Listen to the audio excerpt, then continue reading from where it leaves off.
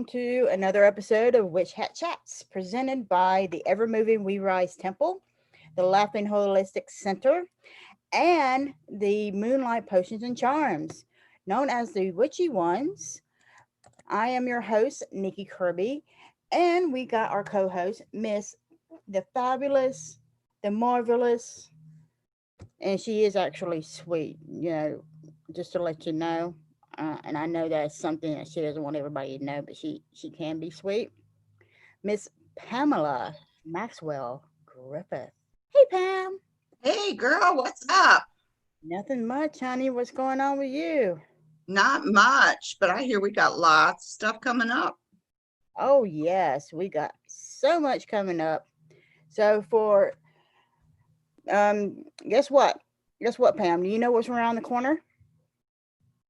Usually the other side of the building. It's been that kind of day, folks. It's been that kind of morning. Well, Pam, it's actually October, your month. Yay! Oh, Yeah. yes, for all of us evil ones. I mean, all of us nice ones. October is coming up. Yeah, October is coming around the corner, and we have a lot to be able to show you for the month of October. The one thing that we're going to show you in a moment is going to be our auction. So, Pam, you want to tell them about our auction? Guys, we have got some of the most awesome stuff we've got up for auction. Nikki has hand-picked most of the stuff on there. You're going to get a chance to bid on items that are one of a kind, and that's pretty awesome. We've got stuff that you can use in your witchy world all the time, and we've got some just cool stuff that you can hang out with. The only thing I'm telling you is if you don't get your bids in early and you don't bid, good, it ain't going to happen. So we're encouraging everybody during the month. Every week, we're giving another item that's bid on. So every week you get a chance to win something. So really get out there and look and see. There's not much you can't not have when you're witching. Nikki has put together some awesome stuff. We've got spells. We've got all kinds of good stuff. Altars to go. We've got whatever you could need to use for witchy stuff. So now's the time to get it. And just keep in mind that Yule is around the corner, guys. A lot of times these auctions are the best place to get your Yule gifts because you can pick up some really unique items so that when you're exchanging gifts at Yule, you have something really cool to give somebody. So Nikki, back to you with all that good stuff. You got the video. Awesome. Yeah, so let's go ahead and watch it.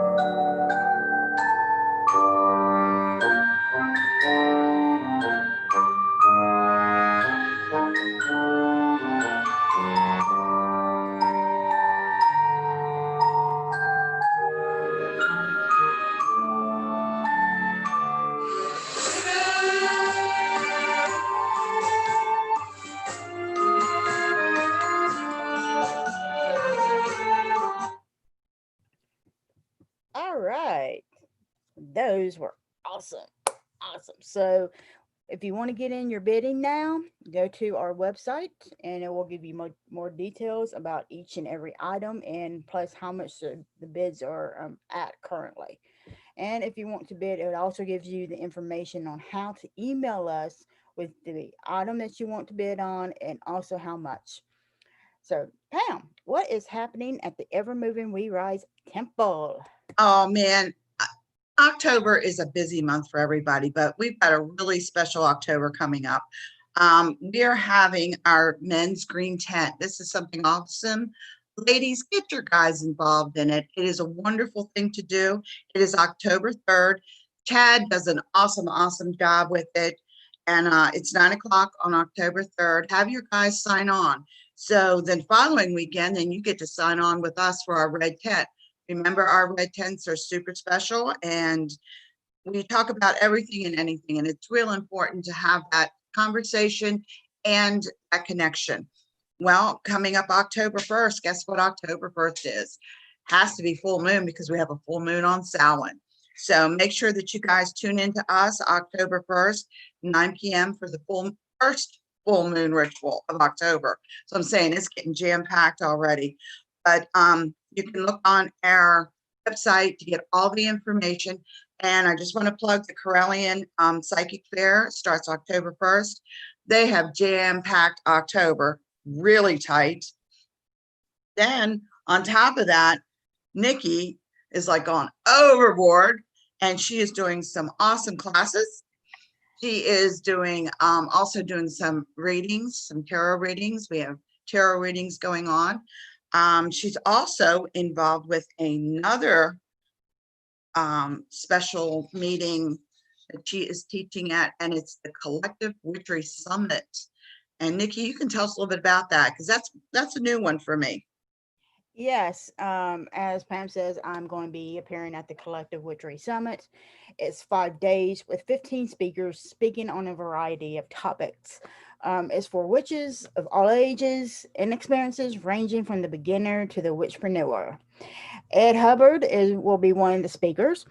I am speaking on October 7th at 1 p.m. Eastern Standard Time, and my subject is the Little Witch. So saying that there's a little witch in all of us is really true, especially for the magical practitioner. So the little witch is a very important aspect to our magical practice, for it is responsible for our imagination, creativity, open-mindedness, innocence, wonder, fun, dreams, and even pursuing those dreams and manifesting them into the world. So discover how to bring the little witch and have her or him remain a vibrant part of your life while taking your magic to a whole new level of consciousness. So for more information on that, you can go to the https or the heysummit.collectivewitcherysummit.com for more information on that. I'm also doing a workshop, as Pam had mentioned, for the Halloween Psychic Fair that is on October the 2nd at 7:30. It's the mysteries of the Dragon Tarot decks and Oracle. So, if anybody has ever tried to work with dragon energy, you know how fascinating it can be. And honestly, sometimes with the dragons are kind of stubborn. So yeah, it can be kind of infuriating at the same time. So in this class, we apply those energies to the dragons, to the meanings of the tarot, and why people find dragons so fascinating as to make tarot decks based upon them, and how do dragons respond to being projected into the meanings of the tarot. So we got an all cast. We got so much, in addition to Pam and I being able to give you the readings as well. And we do have our readings on our auction block too. And these are 30-minute readings. And Pam is excellent when it comes to doing a reading. She can scare the teetotal crap out of you. Woo! Halloween, spooky fun, yay! So, guys, there's so much going on in October. Really check in. We even get lost in our schedule about what's going on. So, write it down on your calendars. Set yourself some me time aside. Do a little self care. Tune into a couple of these things. Self care is very important, especially for us witches this time of year. We're busy, and sometimes we forget about what we have to do for us. You're so busy with your other activities. You're teaching 10 classes and doing 400 readings, and you need that little bit of you time. So take that you time and take that self-care and tune into some of our stuff that's going on. And I noticed a little bling bling on her, and when she wears bling bling, I always wonder why. So we got a little bling going on here with Miss Nikki that's really adorable. Can you give us a little clue in as to what you're wearing today? Today, can you see that? A little Kit Kat. Yes, it's the familiar necklace from Moonlight Potions and Charms. They have this and so many other new products that they've just came out with. And they are really excited because what they do is they focus on spiritual products that brings out the passion of your magic, and it also helps you to embrace the power of your magic. So go to www.moonlightpotions and charms to be able to get one of these, and it just slipped off of me. Nice. So that cat wants to roam. I just want to make sure everybody knows, we're in October, basically starting next week. This week coming up, we're October. Yule is around the corner, and this is a little self-help tip from one of your elders. Start your shopping early, get your stuff in, start looking around. This is a great time there's many auctions going on for many different organizations. This is a time to give back to your organization, but also start building your little Yule pile. So everybody thinks, oh, it costs so much. These auctions are really inexpensive. It's a great way to get some unique gifts. It's also a great way to start your early shopping. And now with the COVID, we all get what it is. This is a great way to help your witchy partners out, because they've been hit with COVID too. A lot of the small stores have actually closed up, and even a lot of the online stores have closed up because people are not quite sure of their finances. So now if you want to start getting your Yule together, this is a great time. Hit the auctions, check out some of the witches stores that are being presented, because we have a list. Of course, ours, Moonlight Potions, but also there's going to be some sponsors. These guys actually sponsor some of our shows. They sponsor the psychic fair that's going on all month long. So give back to the witching community by supporting all of the witchy stores. So I'm just letting you guys know it's a great idea. It's a great way to save, and it's also a great way to give back to your community. So when you buy from a small witchy store, it's not going to corporate America, it's going to the witchy store. So that's kind of a little tip from, the crone here. Just watch your pennies, buy it from a witchy store. Yep. And with that, I think it's time to bring on our guest host, Miss Pam. Okay, now our guest host, this is super awesome for us because our guest host is actually coming in from another country for us. So I really appreciate the time zone difference, what she's trying to wake up this morning for her. This is interesting. This young lady is really got it together. She has written a book, and it's called The Heat of the Hunt. She did tell us it's not available in the United States yet, but you can get on her website and get it. She's written this awesome, awesome book. We're really excited about it.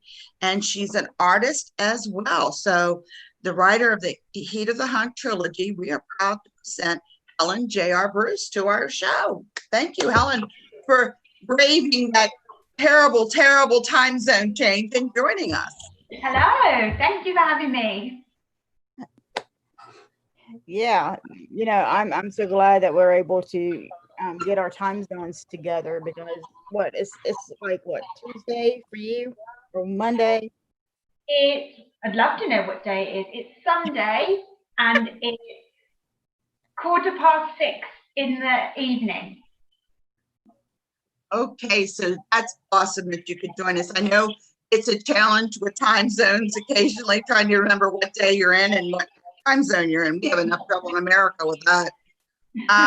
It's so great to have you on the show. Your book is very interesting. We had a couple questions. My thing is, why did you pick Dartmoor?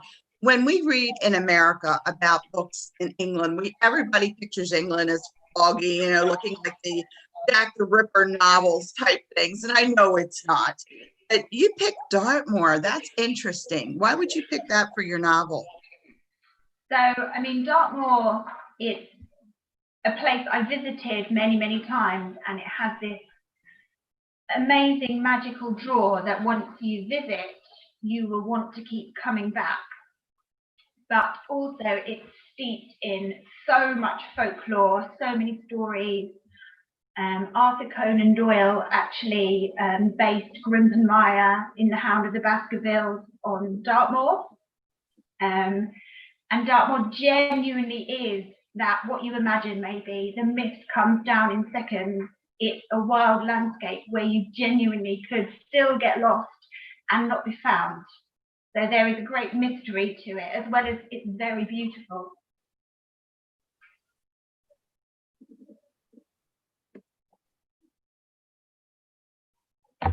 Okay. Nikki. Oh, I'm sorry. She's listening and not paying attention again. Let's wake her up. All right, so for those of us who, I mean, I don't really have a clue what you wrote, to be honest with you. So, I mean, Pam's the one that went out and she done all this research. I know very little about you. So could you just tell us a little bit about yourself? Of course. So I have been, I suppose, practicing pagan since I was in my teens, but obviously it's a long journey finally coming to a place where it feels right and you're following the right practices and traditions. Probably everyone sympathizes. But as part of my practice, I was doing a lot of research into my own folkloric heritage, the stories of my country, of the land around me, and obviously around the world as well. And I began to learn a lot about the legend of the wild hunt. And fellow pagans potentially are familiar with it, although the wild hunt motif you often see portrayed now, it's sometimes very Christianized. So the leader of the wild hunt will be the devil, and the wild hunt will hunt you down and kill you and drag you off to hell. But of course, the original pagan motif is that in fact the wild hunt, they ride out at Samhain and they gather up any lost souls who are still on this plane, and they lead them with their entourage on into the other world. So the wild hunt and the master of the wild hunt is in fact a psychopomp or a soul guide who does an important duty. And it became apparent to me that I wanted to bring back some of the knowledge of this as a story and bring back some of the respect to this. But on a wider level, I also feel it's deeply important that people connect with the folklore and those stories of where they live.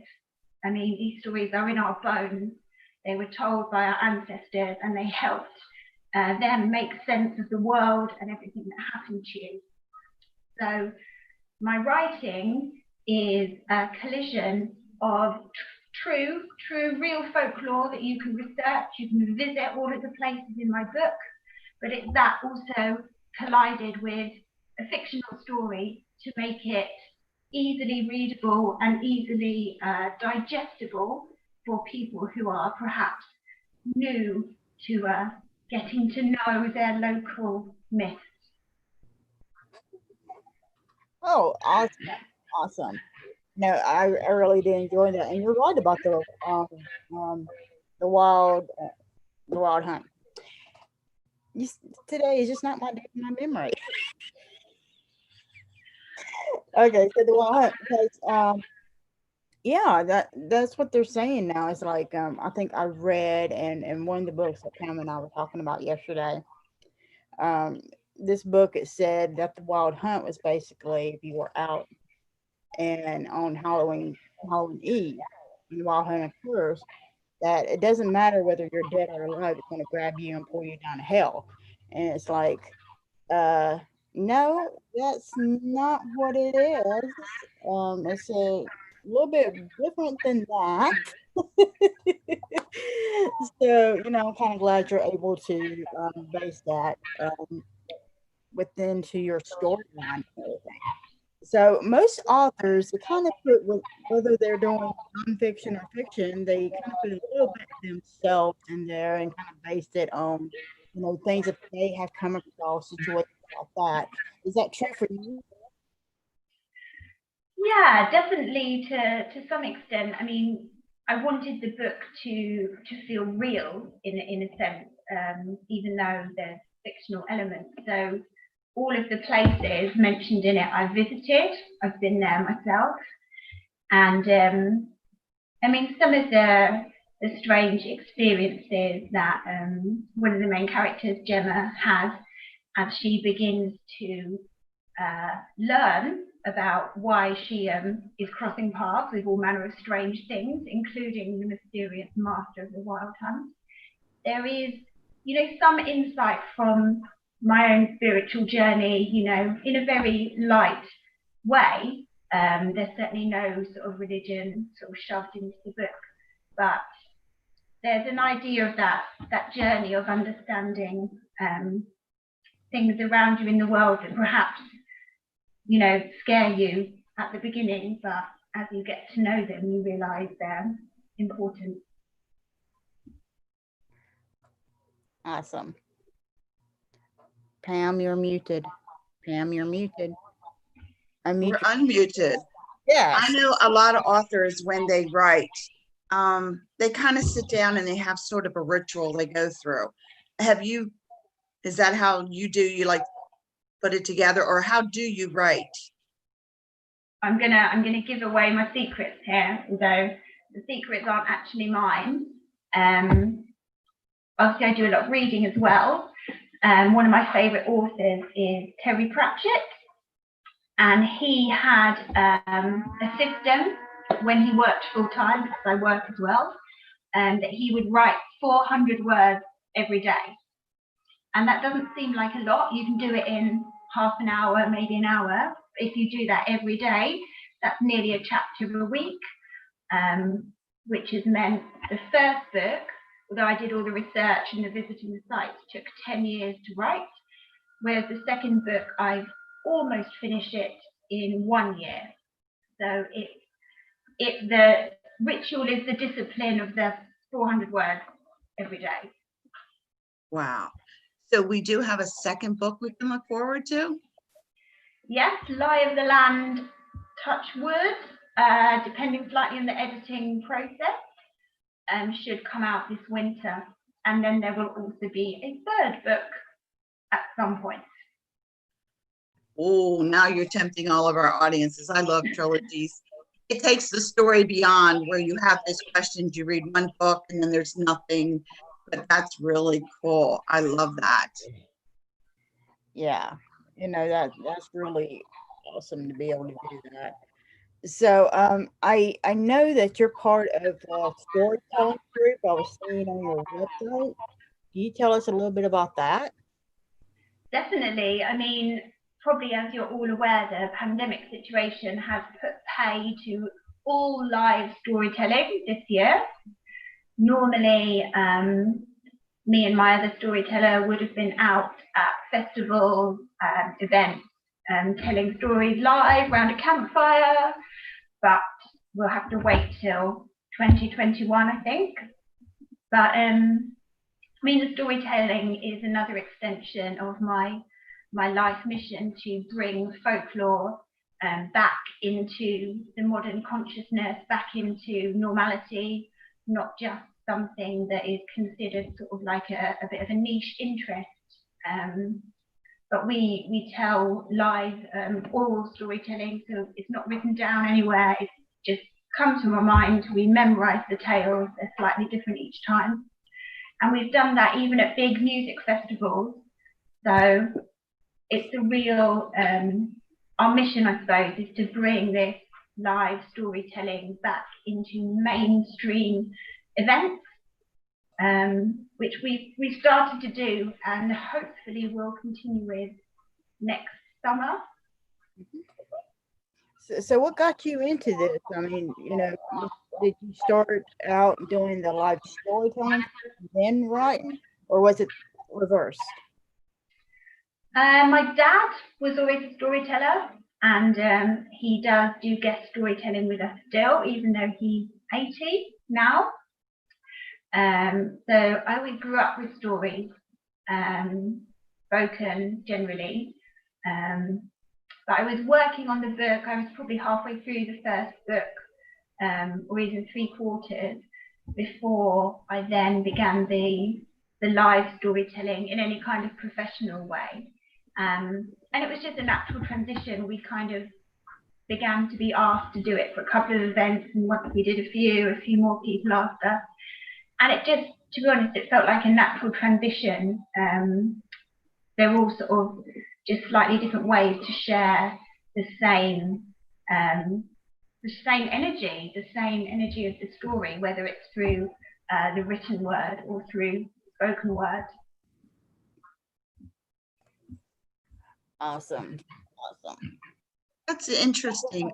It almost seems as though you're storytelling not just verbally, but in writing also. So it's like the same flow of creative juices going there. Definitely. We don't have anything like that here except at our Renaissance festivals occasionally. I'd love to come to one of those. Oh, girl, they're crazy. In America, they're crazy, trust me. But we do have occasionally, you will have a bard who will, you know, stand there and tell a little story. But we've lost that here in this country, where someone will sit down and tell you a bedtime story. Most people, it's out of a book. So wow, okay. Yeah, we don't have the storytelling here. And my mother's from Europe, so I got the advantage of that. But that's really cool stuff. That's stuff that you remember because it's a story that someone told you that's personal, that, you know, no one else is going to tell you that story. That's really, really interesting. I wish we could bring that back in this country. I'm fascinated. You can. Now, a lot of writers, you said 10 years for your first book. I know it takes a lot of people a long time for their first book. Second seems to come a little bit easier. You said I love Terry Pratchett. Okay, so I'm right there with you. I've read a lot of those books. That 10 years, that must have been a tough time trying to keep that novel alive. Lot of re-editing, redrafting. Really, I think especially when it's your first book, you almost over polish it, and I really got to a point where I just had to stop because you feel it's never going to be perfect, and actually you need to do everything you can, and then you need to release the story out into the world. But a lot of the time was also traveling. I visited also locations over in Ireland, which are featured more in the second book. So there was a lot of research, and also I felt, because I wanted to do this folklore justice, and because there's obviously the purpose I want to spark people's interest in these stories, I needed to fully understand all of the folklore that I was including as well before I could even write about it in the book. Was there a time that you wanted to give up writing on your stories? Yes. I've had a month off recently, in fact, from writing the second book. So luckily I was ahead of schedule. I probably had every difficulty you can imagine thrown at me in my life, and I paused writing for a month. But actually, as I've come out of these tests that life throws at us, slowly getting back into the writing and back into the flow is very healing and very nourishing, actually. I think for everyone, if you can delve into whatever that part of you, whatever that passion or creativity or interest that really makes you happy and is you really expressing yourself, then that is healing. You're channeling your energy there, and that's bringing you back into being the most complete you. So taking my own advice, doing that, and carrying on, even though we all have doubts sometimes. But So okay, let me ask you this question. Now, I know there's a difference. So could you explain to our audience what's the difference between writing the story and actually speaking or performing the story? Okay, so when you write a story, and I type, so I write it on the computer, I can write a paragraph, it can be appalling. I can make 10 spelling mistakes. I go back, I edit it. I think actually that character's name, it's rubbish. They'd never say that. I change it all. I go back, I read it again, I change it again. Oral storytelling, you've got one chance to get it right. So, and weirdly though, when I write, actually, even when I type, when I'm really in the flow, and you might understand this doing what you do, it's channeling. It's like I'm watching a film in my head and I'm simply typing really fast to get it down. I see it play out in front of me. I don't feel like I'm thinking, oh, what would these characters say? I see them, I hear them say it, and I'm like, okay, quick, type. And when I'm doing oral storytelling, it is literally, it's dropping into that space, that deep awareness where you store your knowledge of the story and simply letting it out. And it will come out slightly different in response to a slightly different audience. The story is never the same orally, and you almost just have to trust the story to tell itself, and you're engaging with your audience, you're looking them in the eye, you're including them. If they heckle you, brilliant. And maybe you're even allowing them to come in and steer part of the story. So a performance is a collaboration, I suppose, between the audience and the teller. And the written piece is more like, you know, you give someone a DVD and they watch it, you write down an experience and you tell it to them. It's still shared, but it's not such a deep connection as you can make with live oral storytelling, I suppose. That's a fascinating description of how that works. In this poor country, we don't have those storytellers anymore. And it's really fascinating to hear that, because you're telling the story, but you're also telling a little bit of your soul as you're going along. So I just find that really fascinating.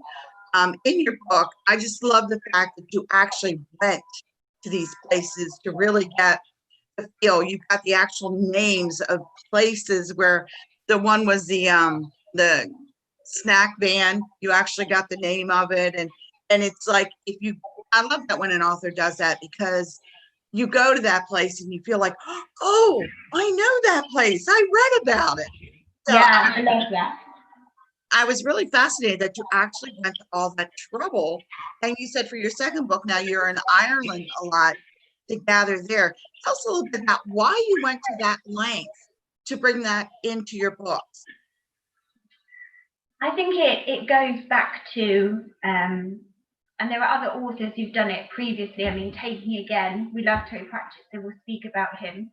Obviously, he writes fantasy, but it is also satire. He's commenting cuttingly, in fact, on the state of the world and all manner of relevant topics.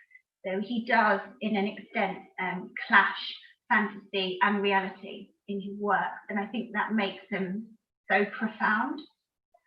So in my work, as a way to bring these myths back to life, I wanted to really clash together, bring the modern world that we know, perceive, we can see it, and collide it with these folkloric stories, which are indeed attached to these places. So not only can you visit this real place and see it as it's described, but if you were to speak to a local there about the myths attached to the place, they'd probably be able to tell you them. So once you've done all that, I hope that you're at the point that you think, wow, maybe there's some relevance to this folklore stuff, and perhaps at that stage you might look into it a bit more. So that's all of my energy put in the book. I'm opening all of the doors for the reader to reconnect with their mythic heritage, the stories that rightfully belong to them. Even if you might not live in this country, one of your ancestors probably has blood that traces back to here. These myths are your myths, and you deserve to know them.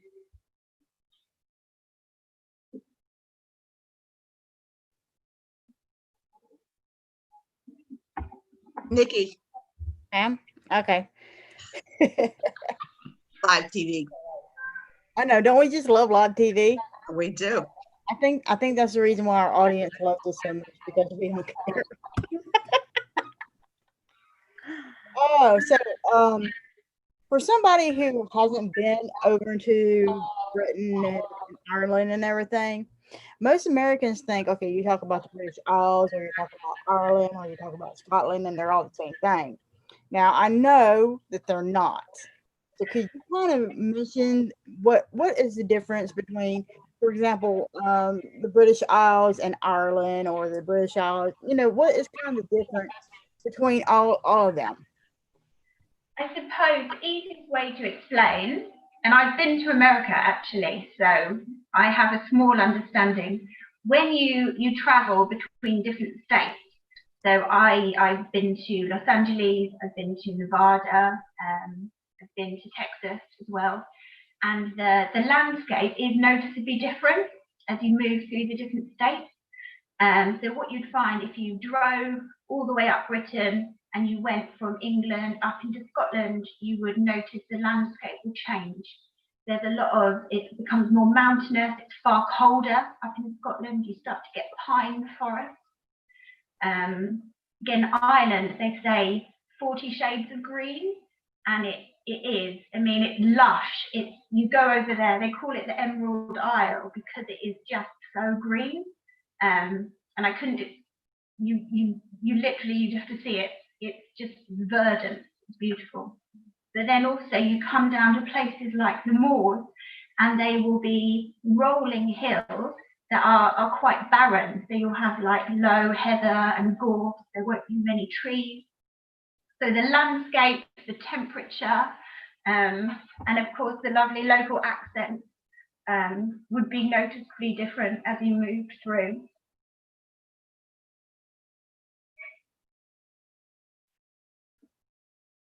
That's really awesome. We joke in America about our accents. If you're from the South, such as Nikki and I, we have a twang. I don't have a twang, thank you very much. She has a twang. No, I do not. I Don't bet you had fun in California with that too. It is the accents are very different. And I enjoy reading and hearing about it. My father's people are from Scotland. We have cousins over there, so we, love to hear from them and laugh hysterically at their accent. And I'm sure they're like, I need an interpreter for us because we speak American. We do not speak English. I usually make that very clear to people. I speak American. I'm sorry, but I speak Southernese. Thank you very much. Southernese. There you go. That's a good one. We say y'all a lot. And that is just fascinating because for us over here, some of the European countries are like mystical. When you read the backgrounds on them, you get all this really cool that we don't have here. America really hasn't been kicking until the 1700s here. So we have no, this building's been here for 400 years type thing. We have, it's been here for 20 years and it's old. So I think that's probably why we gravitate towards Harry and go towards those, because you bring in the real stuff. So we get to hear about, the real building, the real actual thing there, and then to hear the behind the scenes mysteries. There's not a lot except for the Native American histories here. So, and they're not well known unless you are Native American. So, most people, my father's people came over. I have Native blood, but I don't know all of their little histories and mysteries and stuff like that, because after like the 1800s, they kind of all just mixed in. So you don't have that rich, in this town, this is what happened. So that is super, super awesome. We are going to take a few-minute break for our song of the week. We're selecting some pretty awesome songs. Again, guys, the pandemic is killing all of us. What we would like to do when we present these songs is to give you a taste of another artist so that you can actually download their music and help them out. With the pandemic around, our musical artists are no longer at the festivals. And I think we lose more than maybe they do, because we lose their music when were not there. So this week, we're proud to introduce a song by a musical artist from Australia. So this is something different again, guys. It's from their album, The Quickening, and it's called, now you'll love this, it's American, Voodoo Bayou. And it's by Spiral Dance. So give them a listen and see if you like their sound.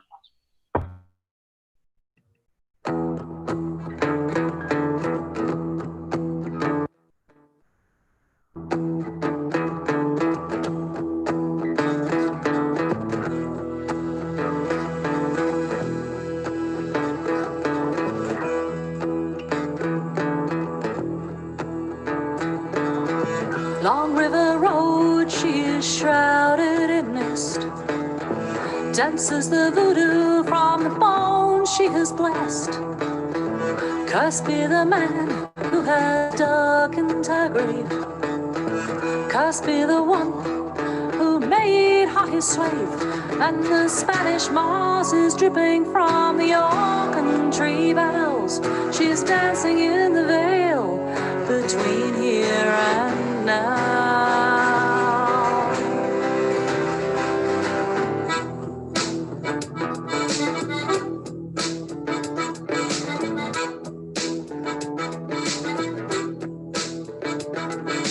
Out across the bayou, steamy light glows. You can feel that swampy rhythm as it powers through your soul. And she knows he will follow to seek and to find that tough-skinned woman who's playing with his mind.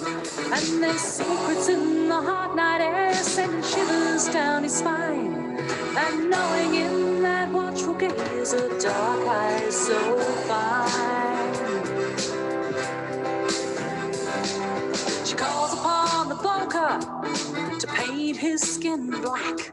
He's caught in hoodoo core and is never coming back. Invoking down the lower, see the flames ignite. She'll weave and wind her poison ties and lock him in the night.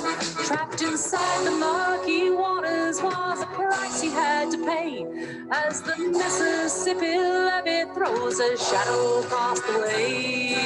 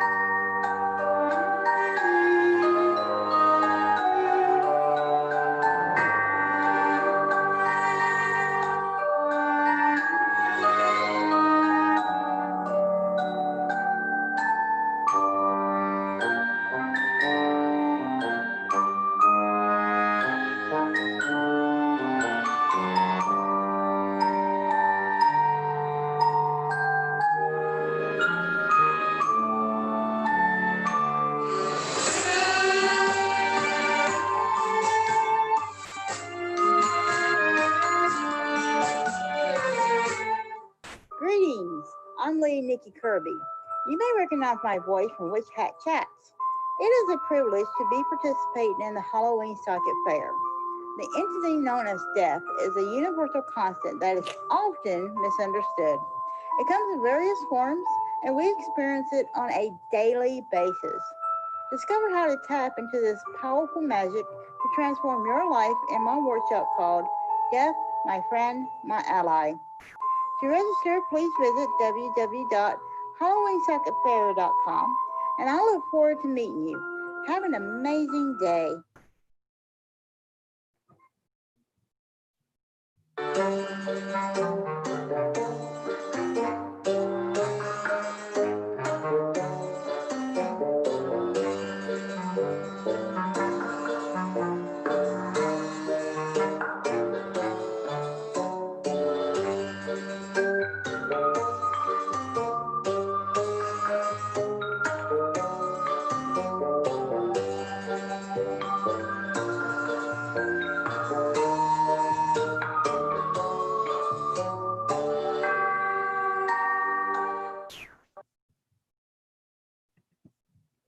All right.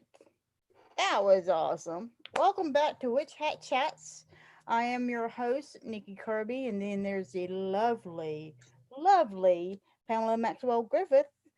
And we are talking with Miss Helen J.R. Bruce. And she is going to be giving us a sample reading. So Helen, tell us what book that you're going to give us a sample from. Okay, so this is my currently published book, Heat of the Hunt. This is available on Kindle and on Amazon, although apparently Kindle and Amazon have a dislike for America.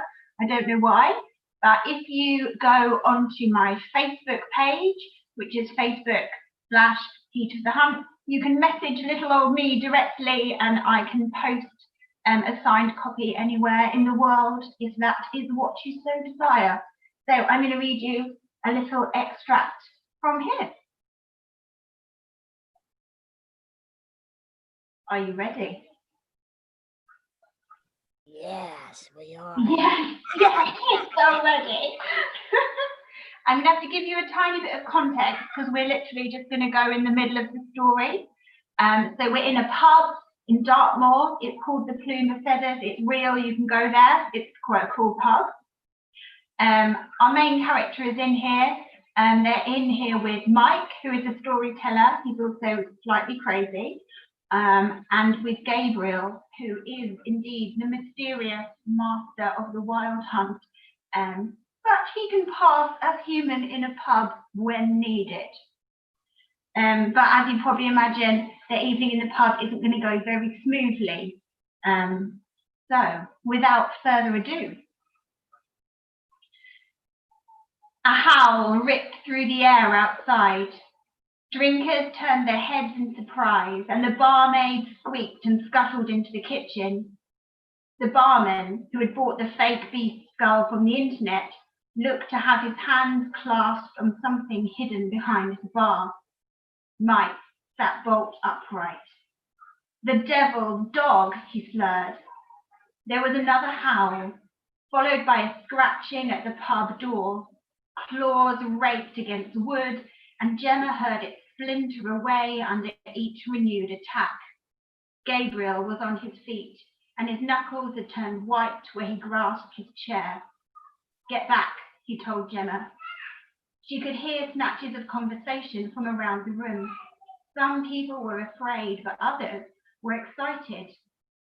I've heard about this one before, but it was a church, not a pub, sniggered one man. He was clearly drunk. What happened in the story? Gemma asked, turning to Mike. His eyes had rolled back in his head, and he looked like he was going to collapse again. His shirt had pulled further open, and the keys were tar black on his milky skin. What happened, Mike? She demanded, her voice turning shrill with fear. He held the back of his palm over his mouth, as if he was about to be sick, and beneath his eyelids his eyes were flickering like he was having a terrible dream. His lips moved sluggishly as he struggled to form the words. Everybody dies. I thought there was meant to be fire, said an older woman with flushed cheeks. How else will he leave scorch marks on the door? There was the sound of drunken laughter. Gemma glanced around.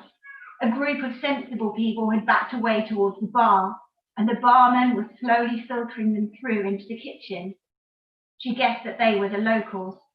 The tourists in the pub were treating it like some form of free entertainment. These people need to leave, said Gabriel. The animal howled again, the note dipping and fading out into a gurgling snarl. The attack on the door came again with redoubled force, and the heavy wood began to buckle beneath the blows. Why is it smashing the door? Couldn't it just pull it? Gemma asked. Blind hunger doesn't think. Gemma turned back to see Mike slumped over the table again. Gabriel followed her gaze, and his eyes clouded with concern. Help him, Gabriel told Gemma. His tone was gentle but commanding. She did as he asked. Mike was heavy but not quite a dead weight. He complied with her unsteadily as she pulled his arm up over her shoulder and stumbled beside her like a sleepwalker. Their progress to the bar was painfully slow. Gemma turned to the drunken tourists. You need to get out back right now, she told them. Public speaking had never been her strong point, but a few people did turn to listen. What? And miss all the fun? The red-cheeked woman snorted. It's not open-air theatre. That thing outside will kill you, Gemma told her. There's no fun in trying to breathe when your throat's on the other side of the room, Gabriel added grimly. The front door groaned and then finally splintered, flying open in a shower of wood and flaking paint. A low growl ripped through the wreckage, darkness spilling in through the gaping hole where the door had been. Everyone held their breath. Have you come for me, hellhound? Taunted the obnoxious woman, her accent thick with drink. A final howl pierced the air, twice as loud now without the barrier between them, and the creature opened two blood-red eyes. They glowed with an eerie luminosity of their own that was more than just a reflection of light. Both crimson irises looked like rings of fire. Gemma wondered if the woman with the big mouth deserved to be eaten first for being such an idiot. The hellhound placed a large black paw over the threshold, and 4 razor-sharp claws clicked down on the slate floor. Get behind me, said Gabriel. All of you!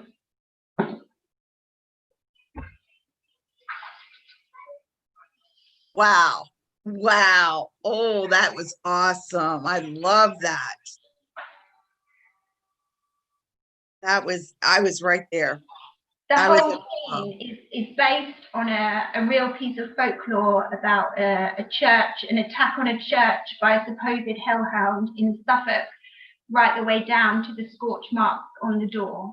So it's not in a pub in the actual story, but the actual attack is a real tale. Wow, that was riveting. It really was. You really have a flair for painting a picture. You can see it and hear it. It was fascinating. And that whole book, oh, that's going to be awesome. Again, to get the book, everybody, I tried to get it on Kindle. There was an issue. So I would recommend going on the Facebook page to order it. Because that sounds like it's going to be a page turner. Nikki? Oh yeah, it does sound like that. I mean, I really did enjoy it myself.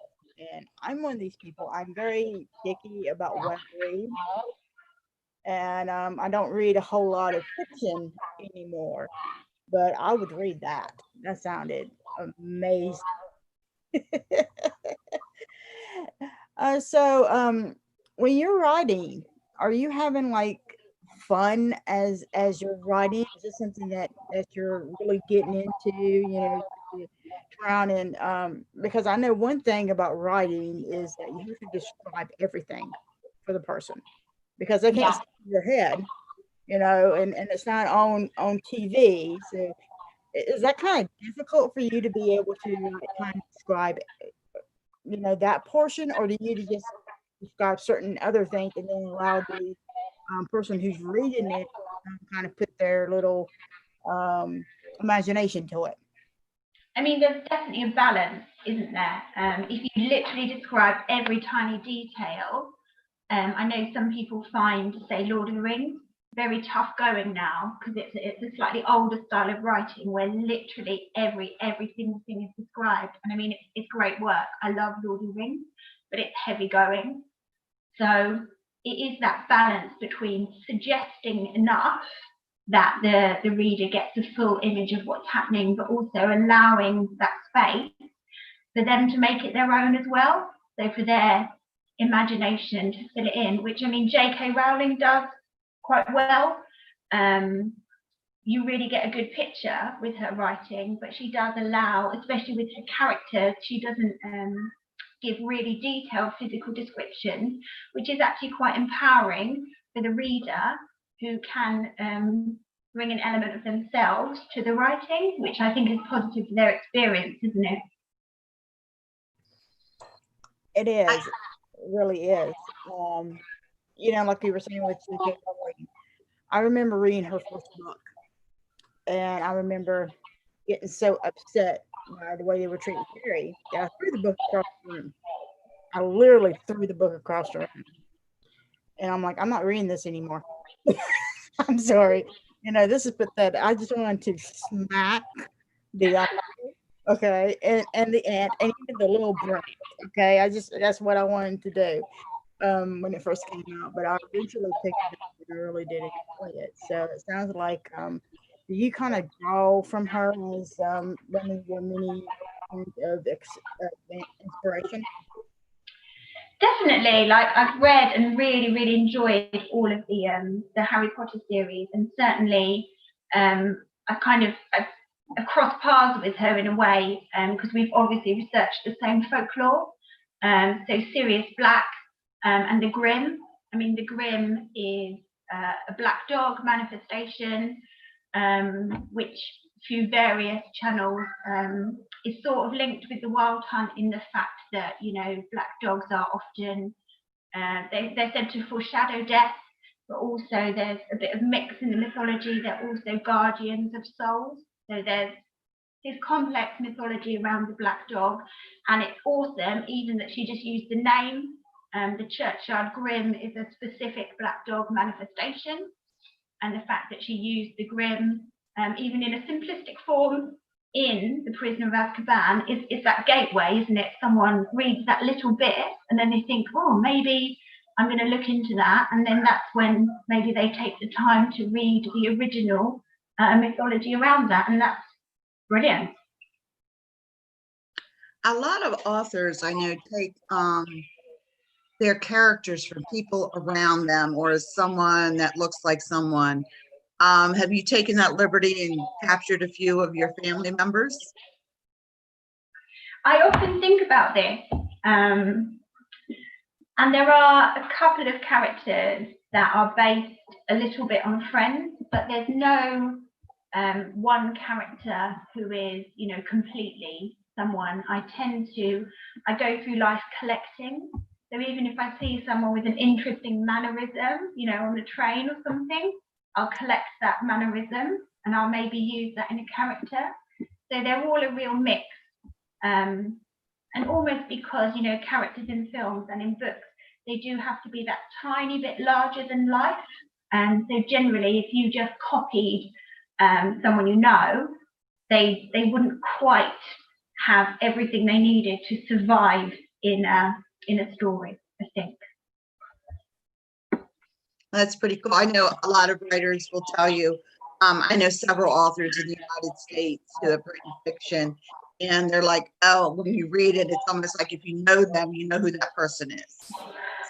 I'm looking at the book and because I worked with a gentleman, his wife was a writer, and I'm like, oh, this is you.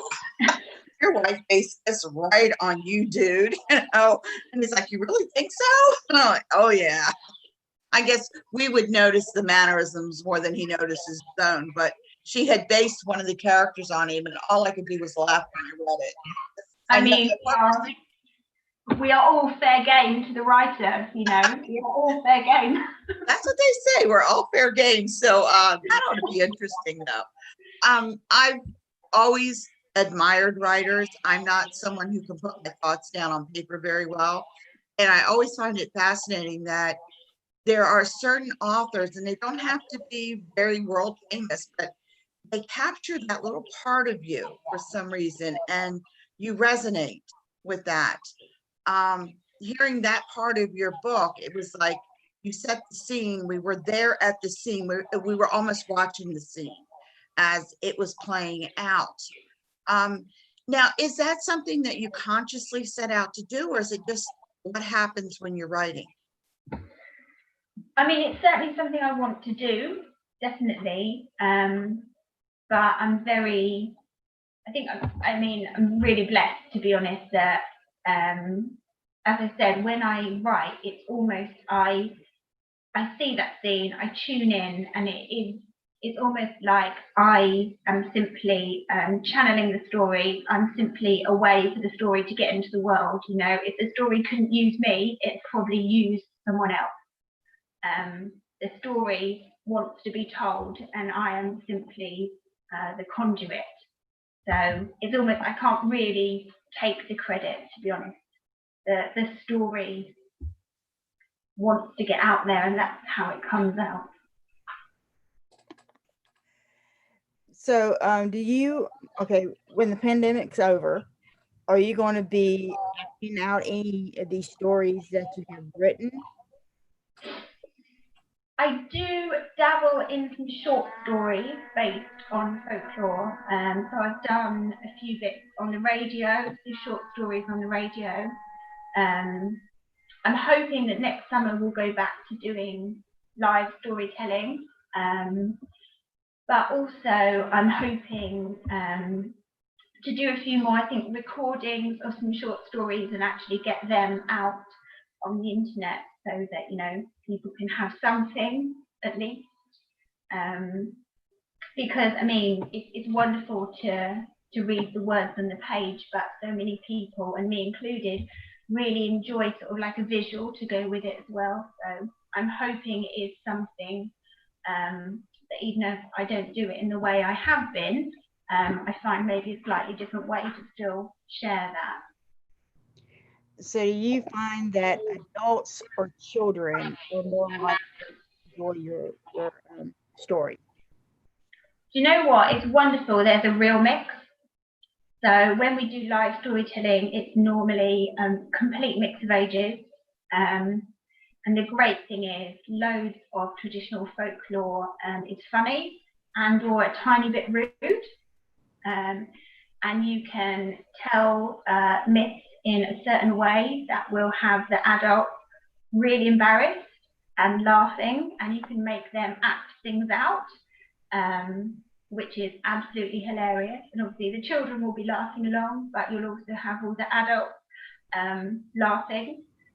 So, I mean, stories are for every age, and even the most simple, you think, oh, it's a simple story. That doesn't mean it's just for children.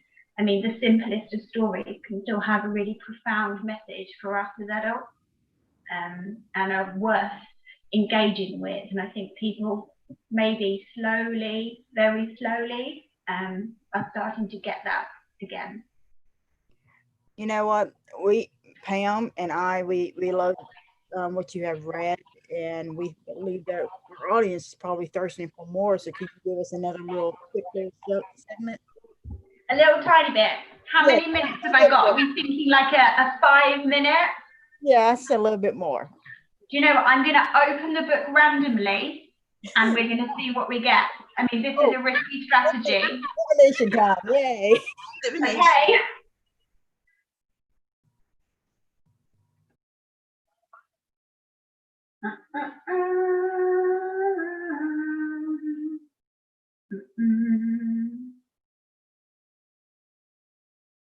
I'm trying not to pick a really scary bit because you said PG-13. Some of it's a tiny bit scary.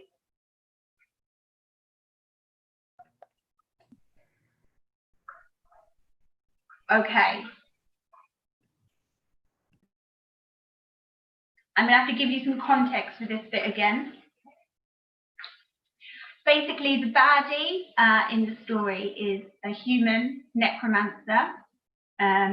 Although, again, I don't like baddies that are just one-dimensional. So he does have a reason for his bad actions, but he's still a bad person. And he is searching in Dartmoor for a magical dagger that he wants to sell to a collector for lots of money.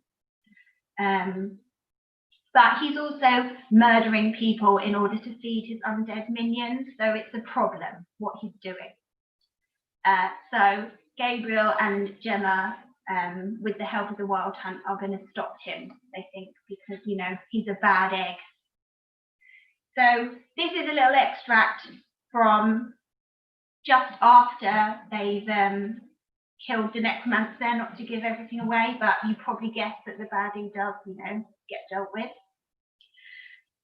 Okay. Oh, and the feral, when I mentioned them, if you know Lord of the Rings, think like the Uruk-hai are like corrupted versions of elves. The feral are like corrupted versions of the Fae, and they're disgusting and they'll eat you. So you don't want to get near them. The dagger lay on the ground, half the wrapping thrown carelessly like so much rubbish. It was larger than he thought, perhaps the length and width of a forearm, and the middle was sheathed somewhat crudely in gold. If there had once been a handle, that had long since rotted away, and only metal remained. It was ugly, really. But who was he to question the interests of a collector? He plucked it from the ground and held it, feeling the weight. A clumsy weapon, he thought, heavy. Heavy enough for some fuel for the car, heavy enough for a proper meal, heavy enough for a house. He began to smile, then he grinned, and in the deep darkness of the moor he raised the dagger and laughed. The two feral who had left didn't hear him, one because it was dead, and the other because it was leaping the boundary wall with all the strength its thin legs could provide. The hound had come silently. All the fleeing feral saw was a flash of burning eyes as fierce jaws snapped its companion out of sight.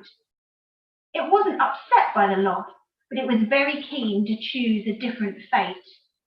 With all the practice that comes with being last in the pecking order, it waded into a thin stream and then sloshed for a way against the current to hide its scent. Once it slipped, but ignored the pain until it was curled up beneath a large fallen stone that bridged the stream. With no feral remaining, the hounds shed their secrecy and grew from the shadows, bristling and woven. One howled and the others joined in chorus. Ancient and enchanting, their song rose up and carried over the twin tors and bled out onto the moor, promising death and grace. Nearby, Theon tipped up his milky head to the moon and melded his voice with the pack. "We are the fire at night," whispered Owain. Gemma turned to him and saw he was shaking. The howling had her shivering too.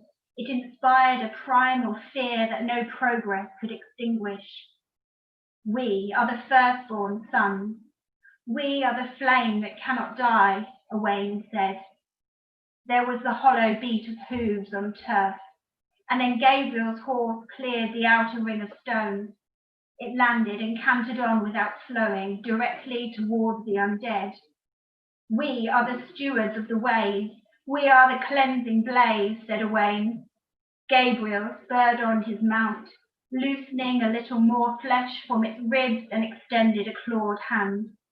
The spines that ran along his forearms showed through the ragged sleeves of the red hunt coat, and they were raised in anger. As the first of the undead looked up, he caught the remains of its face in his hand. The creature that had once been a man buckled and fell. The huntmaster rode on, the head raised as a prize.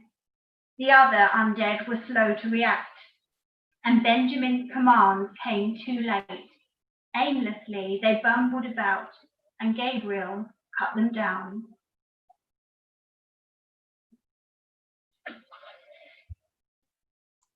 Wow, that was like chilling. This is fascinating to hear the book. Yep, Again, I want to. got zombie fairies in it. Awesome. Yeah, the Fae are in it, and they're not nice.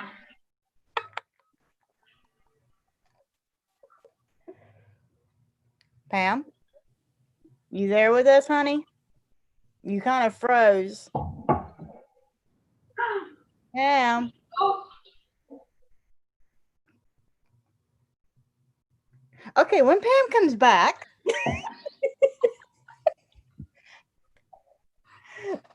no, I was in there thinking when you were talking about how, you know, that you don't want to get close to the fairies because the fairies are going to eat you. And I'm like, oh, zombie fairies.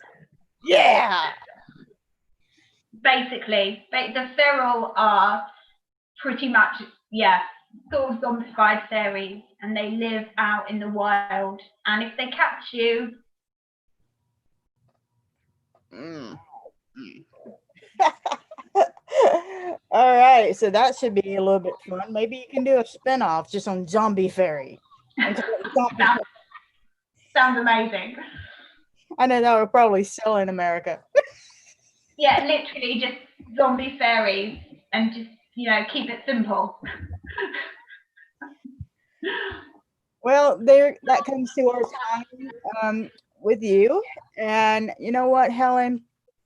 Thank you for so much for coming on and us collaborating so we can be able to get you on, you know, with both time zones. No, you're really welcome. And once again, where can we find your book? So if Amazon and Kindle are not playing, you know, which happens, then go on Facebook, Facebook.com/Heat of the Hunt. I run the page, drop me a message, I'm very friendly, and I can mail you out a signed copy of the book to America or to anywhere else that you desire. So you just get in touch. Awesome. So thank you so much, you know, for Thank you for having me. Thank you for having me. continuing to make a difference in your life and others. And I'm going to give you a moment because Miss Pam can say goodbye to you. I think she had to deal with those zombie fairies. Oh yeah, I mean, So, you know, Pam, what was it like to deal with the zombie fairies? Pam, you're. Oh my God! Welcome to the hurricane. I live in Florida, and it's the hurricane capital of the world, and we are in hurricane season. I might not be affected, but they have a bad tropical storm right now coming up. I live on the west side in the Gulf, so my internet will go out when certain places get hit, and today was the day someone was going to get hit. So I will bounce from now to the end of November. This is fun. Welcome to live TV. All right. This is why sometimes we pre-record. All right. Well, thank you, Helen. You have a good one. Lovely Thank to you see so you. much. Take care. Bye. Bye. Bye-bye. Well, now that I'm back and alive, I just gotta love this internet here. It's been going good. This is the first time, guys, that we've actually dropped during the show. So it was a matter of smacking around my internet connection a little bit. But Nikki did the work this week. She has put together an awesome witches cabinet. So Nikki, tell us about what you got going on today. All right. So we haven't officially started October, but you know what? With the witch hat chat, we're going to go ahead and start it right now. Yes, we're going to start it right now. So in today's witches cabinet, what we're going to be doing is we are going to be talking about puppets. Yes, puppets. You know, these little things right here, they call puppets. That's going to be awesome. So puppets are puppets, excuse me, not puppets, poppets, which puppets are a form of a puppet, but I'll get into that later. Puppets or voodoo dolls. So, you know, if you want to get the particular about the wording, it just depends on your spiritual beliefs, because actually this can be a puppet and this can be a voodoo doll. It doesn't really matter. So when it comes to the words voodoo doll comes into play, what comes to most people's minds is what Hollywood has told them. You know, according to Hollywood, puppets are evil and they're used to control people. Sorry about that.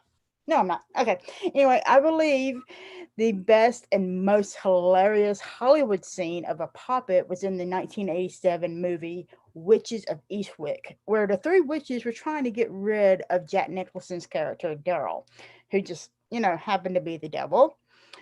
And they made a doll out of wax. And as they placed each element on him, the movie was showing what each element was doing to him. They had put feathers on it, and he was pushing out feathers out of his mouth and all kinds of stuff. I haven't really seen the movie in a while, but I do remember that scene. But I believe the dog grabbed the doll and just ran with it. So good doll toy. Yes, yes, you can use a puppet for a dog toy. Yes. All right. So anyway, according to Denise Alvaro, voodoo dolls have hit their peak when Madame Marie Laveau, the New Orleans voodoo queen, was alive. And so a puppet is actually used in sympathetic magic, as they are vessels. I cannot talk today. Excuse me. Vessels that symbolize or houses a spirit. So, despite what Hollywood wants you to believe, puppets are not inherently evil. No, they're not. They're not. They're sweet little things. But like all magic, the intention is what is important. So, yes, puppets can be used for cursing and to control others. However, most puppets are used for like healing, spiritual guidance, protection, finding love, money, or transformation on oneself. So you can use a puppet on yourself. If there's certain things that you want to change about yourself, you can be able to use that. And especially true in New Orleans, they're usually sold as novelties or souvenirs in gift shops. So not all puppets are made out of cloth. They can be made out of anything. So what I'm going to do is I'm going to show you the short little video here that I put together, and I'm going to be commenting through the entire show here. Let's see, here we go, on different types of puppets. And see, here's the puppet from the Witches of Eastwick. I mean, they put this guy through hell.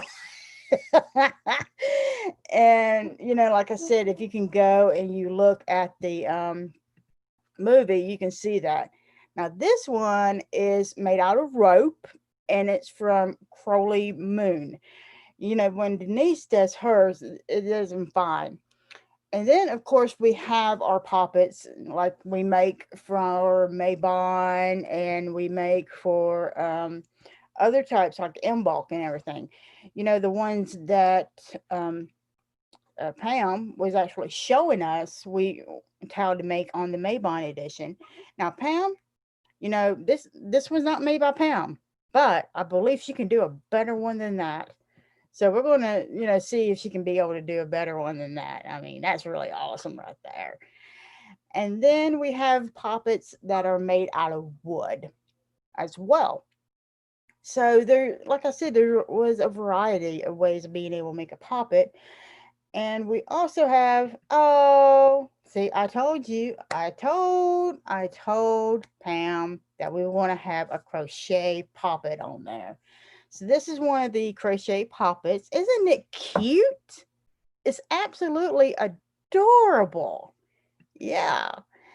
And then we have, let's see, those are made out of handkerchiefs. Very simple, easy puppets. And I have no clue what that's made out of. I think it's made out of a bunch of string. And these, don't even ask me what they're made out of, but they look kind of cool as well. And then I think this is the one that Pam's going to want, to make sure that she has her boss in line, But, they kind of have a little fun with that as well with some of the puppets. So it's not like it's all serious when it comes to these puppets. And I'm going to stop sharing now, and then we're going to go back. So basically, Usually the size of the poppets are very, very small. I mean, you can make bigger ones, if necessary, but the point is that you do not have to look exactly like the individual the puppet is made for. So, I mean, if you're making it for, like, for example, let's say Pam is making this for her boss. It doesn't have to look exactly like her boss. It just has to kind of symbolize. Because remember, we were talking about in a previous witch cabinet that symbols contain meanings that we give them. So as long as the puppet represents to you the person who the spell is being cast upon, whether that is yourself or another individual, then it will work. So the main ingredients in any puppet is referred to as personal concerns. Now, personal concerns can be like nail clippings or pieces of hair or their saliva or something that's very, very personal to them. And what you do is you take it and you place it inside the doll. Somehow you place it inside the doll. Now, I'm going to be honest with you. Nikki, can you show us the picture? What picture? What you're doing? You're on. Oh, well, you know what? There we go. We can see your smiling face again. I forgot. Okay. Anyway, so basically with this, when it comes to the doll, you basically you take it or you cut into it and then you put something into it most of the time. Or you can be able to glue something into it. Now, I'm going to tell you something. I'm not like Pam. I can't sew. I admit that. I admit that. And yes, I could probably go on YouTube and I can probably see one of their little videos and all this other stuff. I just don't want to. I'm honest there. So, guess what? For those of you who cannot sew, and I know Pam is going to roll her eyes when I say this, glue becomes your best friend. I mean, I love glue, especially glue like Gorilla Super Glue because it keeps it on there. So what you can do is if you don't have anything for like a personal concern, you can attach a photo to this person. So whatever you choose, make sure you associate it with that person. And as you make the doll, envision the person that the doll is made for. Making the doll usually using personal concerns is usually the best method, but like I said, it's not always available. So you just do that. But after you make your doll, make sure you cleanse your doll of all energies because you don't really know, especially if you bought the doll, what energies are attached to it. So you want to make sure you start off absolutely fresh. So you may want to do this by sprinkling what they call Florida water on it a little bit, or you can pass it through some purification incense, like sage, for example. That's one of a good one too. Now, you want to cleanse your doll, like I said, because of the energies and everything. And you want to make sure that the energies you're putting into the doll are the energies that the doll needs. Okay, you don't want to put in somebody else's energy into it because this is very, very particular. Now, some people they use an oil or many oils on their dolls to anoint them. And the oil depends on, like I said, what's your intention? Is your intention to heal somebody? You would use like a healing oil. Is your intention to make yourself more knowledgeable about money? You'd be using something like Van or some type of money drawing oil. Unless necessary, you can actually light a candle while you're saying the spell to place spirit inside the doll. And the color of the candle depends on your intention, depends on your spiritual beliefs, because as you can recall, Jackie Smith, when she was on, we were talking about colors of candles, and it depends on what your spiritual beliefs are or what your personal beliefs are, determines what that particular color means to you.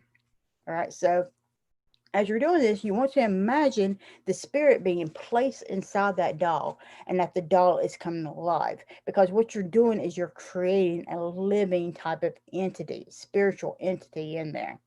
Now, although pins are not necessary when it comes to dolls, and voodoo dolls are famous for having pins, and it depends on your spiritual system once again, because the colors of the pins have different meanings as well.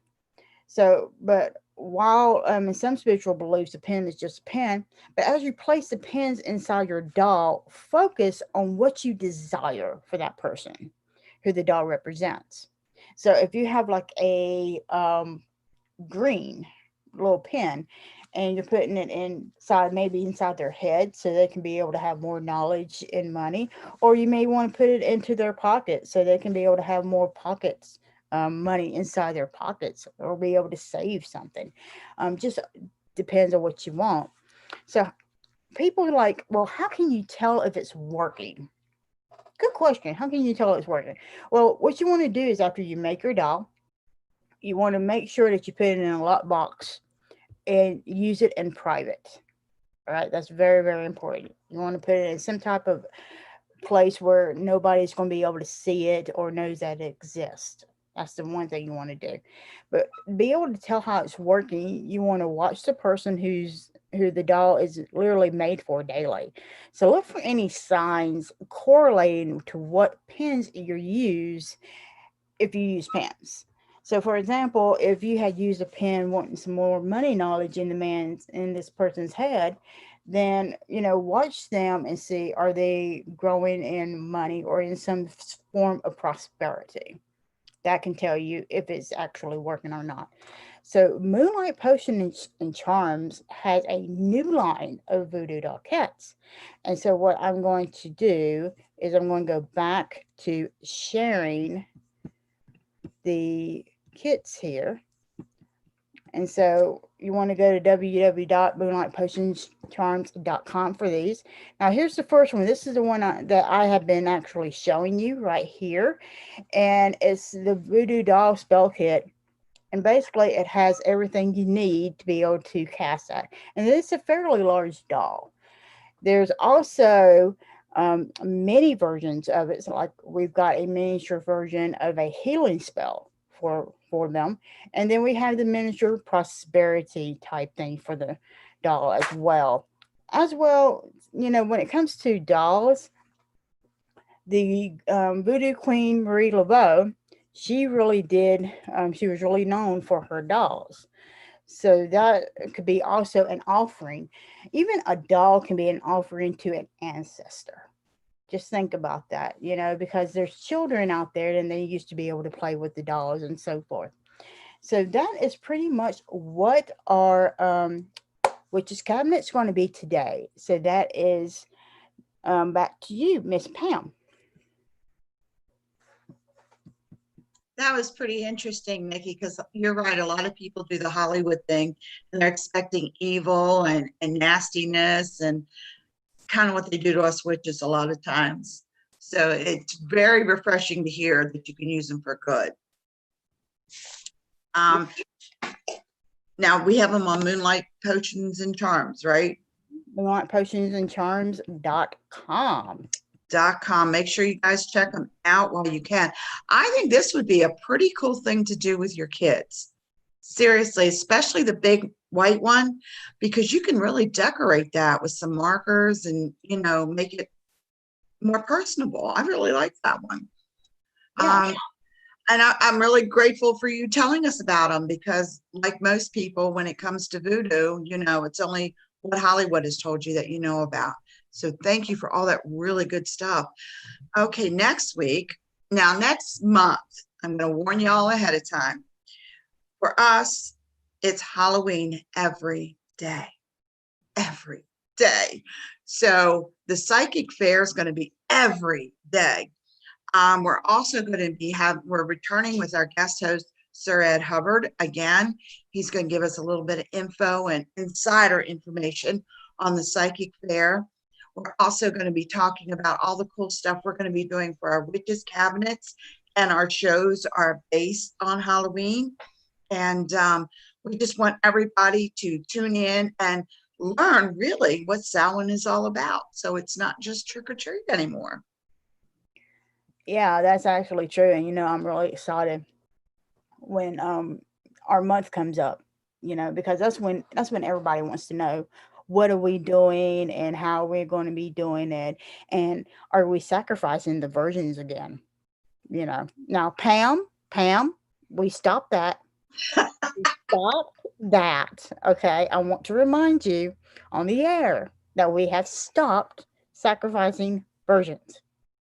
Okay. Yep. We, Those babies at 350 are really good though. Okay. shame on Now you. that we're going to be permanently kicked off the air for that one. Um, no, really, this is the time when, believe it or not, as a practicing pagan, you will get some of your questions. Nikki and I will address how to properly answer back those questions. People still have that notion that, we do that kind of stuff. So we're going to give you witty comebacks. And they are PG-13, some of them, but we're going to keep it as clean as we can. But we're going to give you some comebacks and give you a little knowledge to fight the ignorance with. Knowledge is power. That's So the more you have, knowledge is not power unless it's applied. There's your difference. yes, we're going to give you that knowledge, and we're going to let you guys in on a few things that maybe you didn't know before.